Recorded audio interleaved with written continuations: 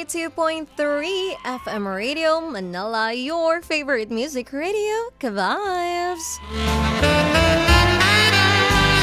Andito na ang bagong baby ng bayan, pero promise, hindi kita baby-tawan. Andito na rin ang bagong magiging besi ng mga e-abab na binitawan. Siyempre, walang iba yan. Ang baby mo pagdating sa radyo, DJ Main, for the main event. Samahan niyo ako ngayong gabing ito hanggang 12 midnight po tayo. Magandang gabi, Metro at Mega Manila. At tayo rin ay sabayang napapakinggan dito sa 102.3 Baguio, 97.5 Jensen. At sa lahat na nakikinig sa atin through our FM Radio Philippines app, Luzon, Visayas at Mindanao, maayong gabi sa inyong tanan. At sa lahat ng mga OFW natin, mga security guards, mga establishments, mga bus terminal, ayan dito sa may Cubao. At sa lahat ng wet markets natin. At sa lahat ng mga nasa biyahe ngayon at magsisimula pa lang ng kanilang biyahe, mga pauwi ng kanilang mga tahanan galing sa trabaho. Kayo po ay mag-iingat at syempre magandang gabi. At tayo rin ay naka-live sa ating YouTube channel 92.3 FM Radio Manila. Magandang gabi, Gloria Constantino Mesiano, Boss Noy, Adrian Sabroso na taga Rosario, Cavite, Mary July, Bernard TV, Advance Happy Birthday Miss Perry Manla, Lawrence Manipor, William Ortel, at kay Comet Bell. Magandang gabi. At sa lahat na nakikinig sa atin ngayon, yung mga mahihiyain nating ka-vibes. Oo, nahihiya kay DJ Main. At syempre sa ating mga ka-vibes na nasa bahay, mga baby ko, habang nakahiga at nakatutok, na talaga namang kinikilig-kilig pa. Uy! Talaga namang tumatayo. Alin ang tumatayo? Yung mga balahibo nila. Kasi naririnig na nila ang boses ng kanilang baby. Ang sweet naman yan. Grabe naman talaga. Kiss nga kita. Halika, dali, ilapit mo pa. Ayun nga. Eto na. Ikikis na kita. Ay, talaga naman. Buong-buo na ang gabi ng aking baby. Eto kaya, buo kaya ang gabi ng ating letter sender for tonight? Sino kaya ang nag-confess? At ano kaya ang kanyang kinonfess? Kaya naman, tara na sa main Confessions. May mga lihim ka bang gustong sabihin? O mga sikretong gusto mong aminin? Halika't ating pag-usapan sa Main Confessions.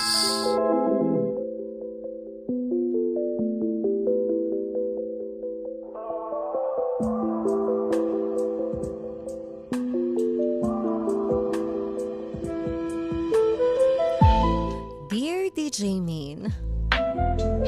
Ako nga pala si Joyce. Hindi ko tunay na pangalan ng Kainta Rizal. Matagal ko nang gustong magpadala ng confession sa'yo. Pero ngayon lang ako nagkalakas ng loob. Kasi kapag hindi ko pa ito nailabas, baka ako mismo ang sumabog.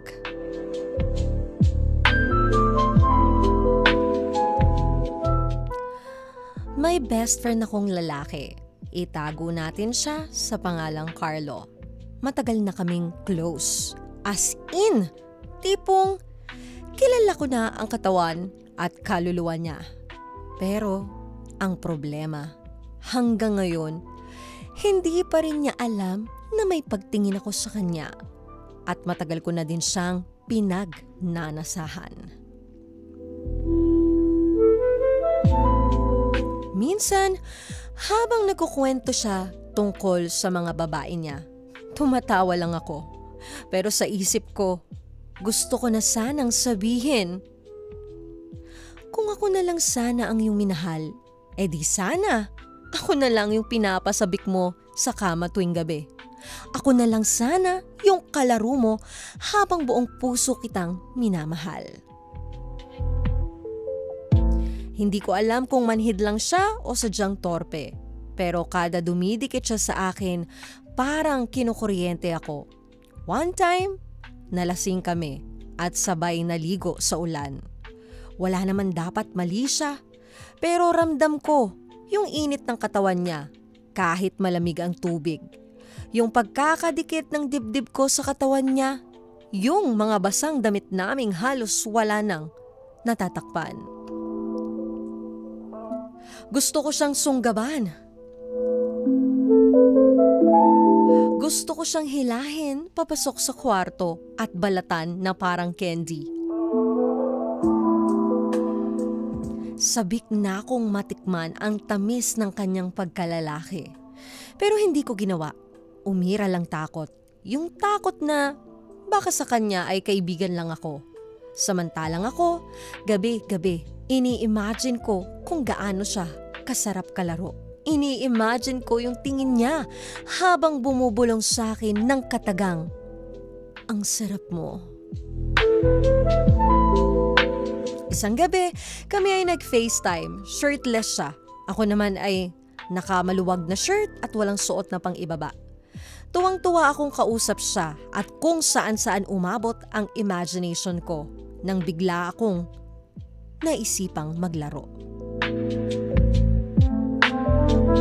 Para kung may hawak na laro ang baril at paulit-ulit kong kinakalabit ang gatilyo ng kaligayahan.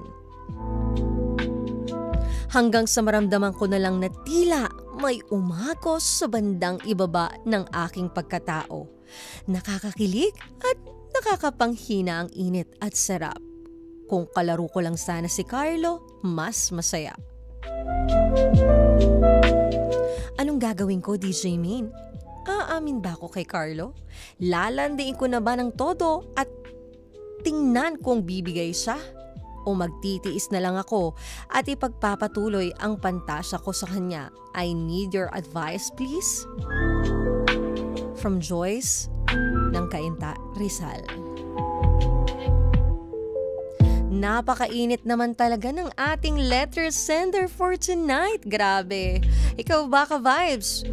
Kung ikaw ang nasa sitwasyon ng ating letter sender at may pagtingin ka sa iyong kaibigan na talaga naman pinagpapantasahan mo gabi-gabi at feeling mo yung pakiramdam na sana ikaw na lang yung gawin niyang jowa. Ano bang gagawin mo? Itatago mo pa rin ba yung nararamdaman mo? O aaminin mo sa kaibigan mo? Kaya naman pwede kayo magbigay ng inyong opinyon at komento dito sa ating YouTube live stream 92.3 FM Radio Manila. Magandang gabi, Jezreel Capistrano. Ito na nga, to Joyce of Cainta. Nako, ang aking ka-hometown. Napaka-intense ng iyong confession, grabe. Talagang ramdam ko yung init mo. At ramdam ko din yung gustong-gusto mo yung isang tao pero natatakot ka na aminin ito. Lalo kung masisira yung maganda nyo ng relasyon as magkaibigan. Ang tanong, Joyce, ano ba talaga ang gusto mo sa kanya? Gusto mo ba siyang mahalin? O gusto mo lang siyang makasama at makalaro sa kama? Yan dapat ang una mong malaman sa sarili mo. Para dyan magsisimula kung ano ba yung dapat mo talagang gawin. Kasi kung attraction mo sa kanya is physical lang, lost lang yan. At kapag nagkaroon kayo ng one wild night, expect mo maraming magbabago talaga. Lalo na sa inyong friendship. Pero kung ang attraction mo sa kanya is deep talaga, kumbaga bonus na yung physical, ibang usapan na yan. And you have the rights para ipaglaban niyang nararamdaman mo. At sa tuwing kasama mo itong si Carlo, ano ba ang na-observe mo sa kanya? May mga signals ba siyang ipinaparamdam sa'yo?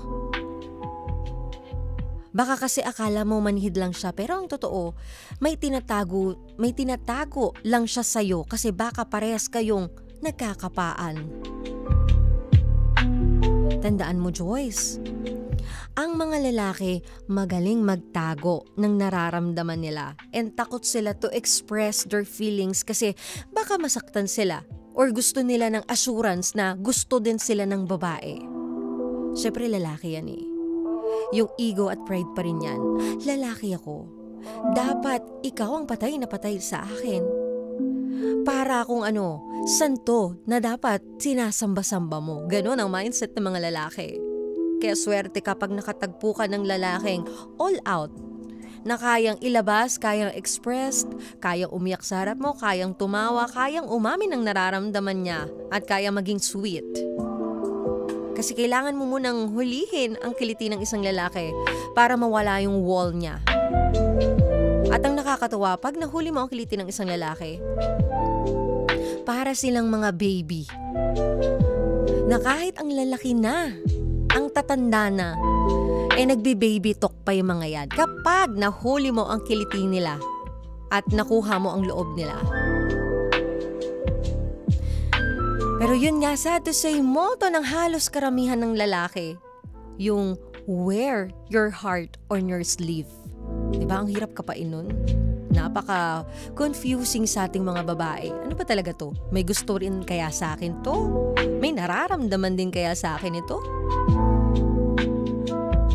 But still, you will feel it kung astro pa lang ang trato sa'yo o mas malalim pa doon, Joyce. At ikaw lang ang makakasagot niyan. Kung tropa lang ang trato sa'yo, mag-iingat ka. Kasi baka talagang pure friendship lang ang tingin niya sa'yo at baka masaktan ka lang kung ipupush mo yung sarili mo. Ang hirap ipush ang sarili sa taong hindi naman tayo gusto. Diba? Kumbaga parang kinakawawa mo naman yung sarili mo nun. Parang nanlilimos ka ng pag-ibig ng atensyon na hindi ka naman gusto ng tao. Pero kung sa tingin mo naman, Joyce, ay may nafe-feel ka na pinapahiwatig niya sa'yo na signal, then try it. Confess to him.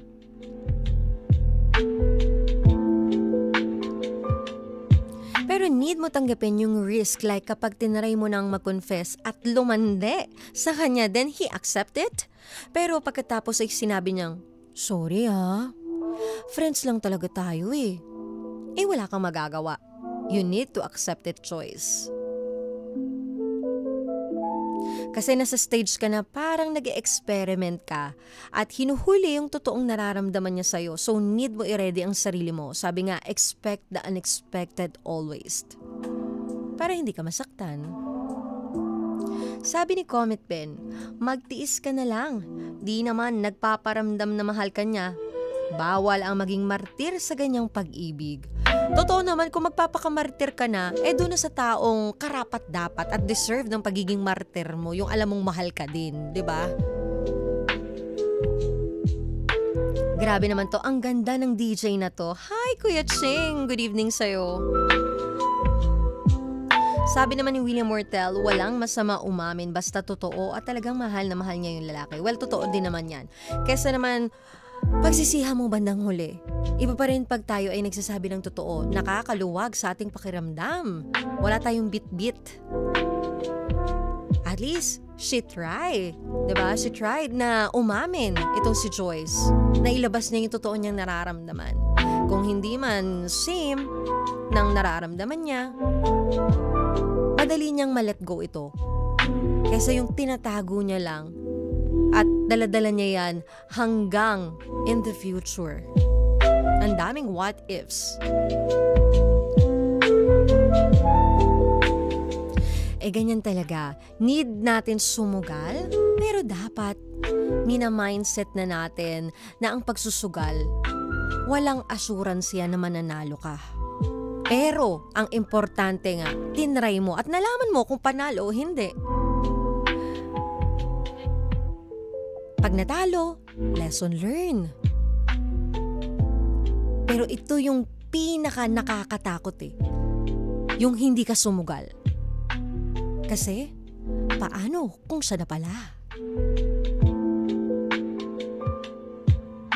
Ang hirap din naman kasi tiisin at itago ang nararamdaman kasi the more na tinatago mo ito, the more na mas mafo-fall ka. At ang daming questions sa sarili mo na ikaw mismo hindi mo alam ang sagot. Kaya much better talaga, i-confess mo sa kanya. Gradually, dahan-dahan. Pakiramdaman mo.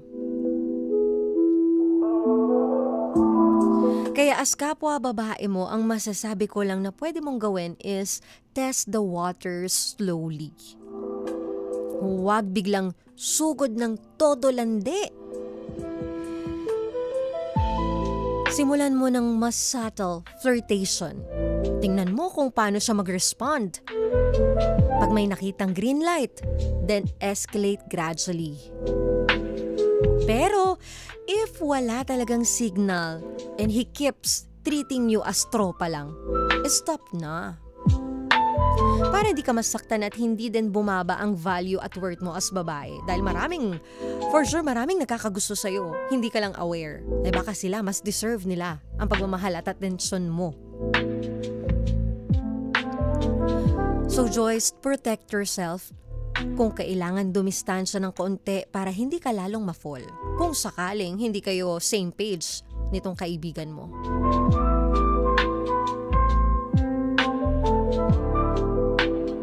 And bago ka magdesisyon, tanungin mo ulit ang sarili mo. Gusto ko ba talaga siyang maging jowa or partner? O gusto ko lang ng physical intimacy with him dahil comfortable ako sa kanya? And huwag magdidesisyon habang mataas ang libido. Magdesisyon ka habang malinaw ang isip at kalmado. Some risk break your heart, but the greatest regret is never trying.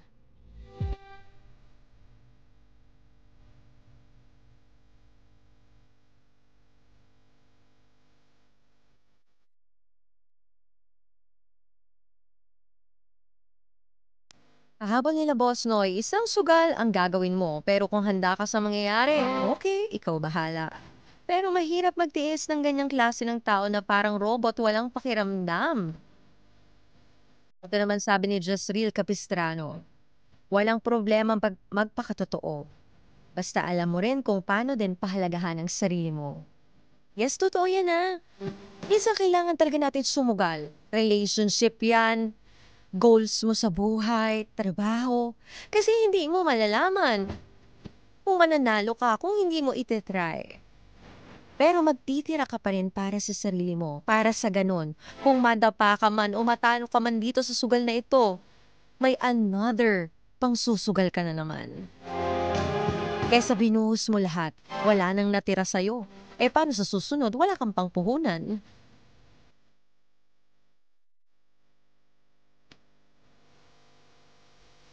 Kaya naman, subukan mo nang mag-risk. Choice. Pero know your worth pa rin. And your value as a woman. And as a person. Maraming salamat, Joyce, sa pag-confess mo kay DJ May. At sana kahit papano, nabigyan kita ng lakas ng loob at ng kaliwanagan sa pagdidesisyon. Ang pagdidesisyon, hindi yan basta-basta.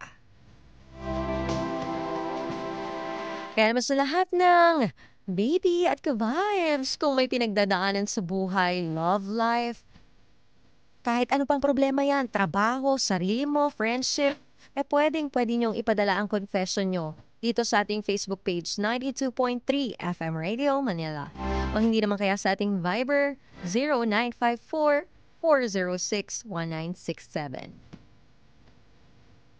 Maraming salamat, Choice ng Cainta Rizal. And gusto ko rin pasalamatan, Dental Clinic, Horticulture by Caldana, Isabero Microblading, Spink Philippines, Zebra Helmets Philippines, Vanity Lounge Aesthetics, Imprint Customs, Fiesta Fruit Game Apple to Apple, at pwede nyo ako i-follow sa aking mga social media accounts, Facebook page, YouTube, Instagram at TikTok, Main Eugenio. At sa isa ko pang Facebook page, DJ Main 92.3. At syempre, dito sa favorite ninyo, Facebook page, YouTube, Instagram at TikTok, pare-parehas na 92.3 FM Radio Manila.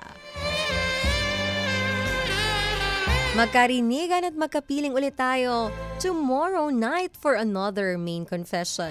Samahan niyo ako tuwing Lunes hanggang Biyernes, 10 p.m. to 12 midnight yan. At sa mga bumabiyahe pa uwi, kahit nasaan ka man ngayon, nakikinig ka man sa radyo, sa ating YouTube livestream o sa ating FMR Philippines app, mag-iingat po kayo and have a good night. Kasama ang baby mo sa radyo, ang nag-iisang DJ Main for the main event. Na nagsasabi na worth it na ang pagpupuyat ninyo. Dahil meron nang magsasabi sa inyo ng, good night baby, I love you.